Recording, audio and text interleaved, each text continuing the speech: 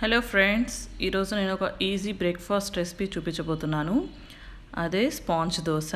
అంటే మనం పుల్లట్లు అంటాం కదా, అదే చాలా టేస్టీ అండ్ ఈజీ రెసిపీ. దీనికి కొంచెం కూడా మినపప్పు అవసరం లేదు అసలు. ముందుగా ఒక 1/2 కేజీ బియ్యం తీసుకొని అందులో ఒక 1/2 టీ స్పూన్ మెంతులు వేసుకొని ఒక 6 నుంచి 8 గంటలు నానబెట్టుకోవాలి. నానబెట్టిన తర్వాత ఒక 3 నుంచి 4 సార్లు బియ్యాన్ని కడిగి పెట్టుకోవాలి. ఇప్పుడు ఇందులో ఒక అరకప్పు అటుకులు వేసుకోవాలి. అటుకులు వేసి ఒక 5 నిమిషాలు నానబెట్టుకోవాలి. ఇప్పుడు దీన్ని ఒక బ్లెండర్లో తీసుకొని అంటే మిక్సీ పట్టుకోవాలి. మెత్తగా పిండి రుబ్బి పెట్టుకోవాలి.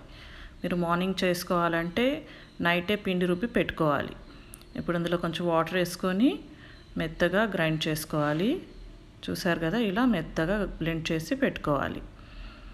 ఇప్పుడు దీన్ని ఒక స్టీల్ వెజిల్లో కానీ లేకుంటే ఏదైనా ప్లాస్టిక్ కంటైనర్లో కానీ తీసుకోవాలి. నేను ఇలా 2 బ్యాచెస్లో బ్లెండ్ చేశాను, పిండి రుబ్బి పెట్టుకున్నాను. ఇప్పుడు ఇందులో ఒక 200 గ్రాములు బాగా బీట్ చేసిన కర్డ్ వేసుకోవాలి. పెరుగు మరీ పుల్లగా ఉండకూడదు, నార్మల్గానే ఉండాలి. పుల్లటి పెరుగు వాడొద్దు అసలు. దీన్ని బాగా మిక్స్ చేసి పెట్టేయండి. అంటే ఓవర్ నైట్ పెట్టాలి. ఒక 8 నుంచి 10 అవర్స్ రాత్రంతా పెట్టేయాలి నేను మార్నింగ్ చేసుకోవాలంటే. ఇప్పుడు మార్నింగ్ నేను ఇందులో సాల్ట్ వేసాను టేస్ట్ కోసం. మీకు రుచికి తగినంత వేసుకోవచ్చు.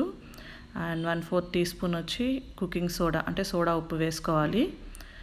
ఇది వేసి బాగా మిక్స్ చేసుకోవాలి. పిండి మరీ పల్చగా కానీ మరీ గాఢగా కూడా ఉండకూడదు. మనం రెగ్యులర్గా దోశ వేసుకుంటాం కదా, ఆ కన్సిస్టెన్సీ చాలు. స్టవ్ మీద పెనం పెట్టుకొని హీట్ చేసుకోవాలి.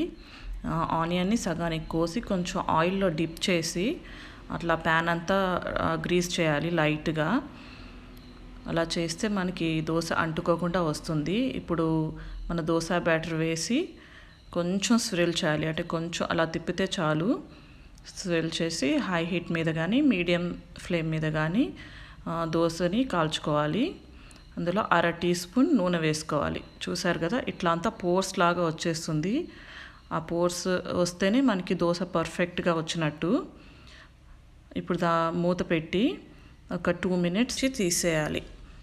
ఇప్పుడు దోశ పర్ఫెక్ట్గా కుక్ అయింది. చూసారు కదా, పైన పిండి అంతా బాగా ఉడికిపోయింది. ఇప్పుడు దీన్ని ఒక ప్లేట్లో తీసుకొని సర్వ్ చేసుకుందాం.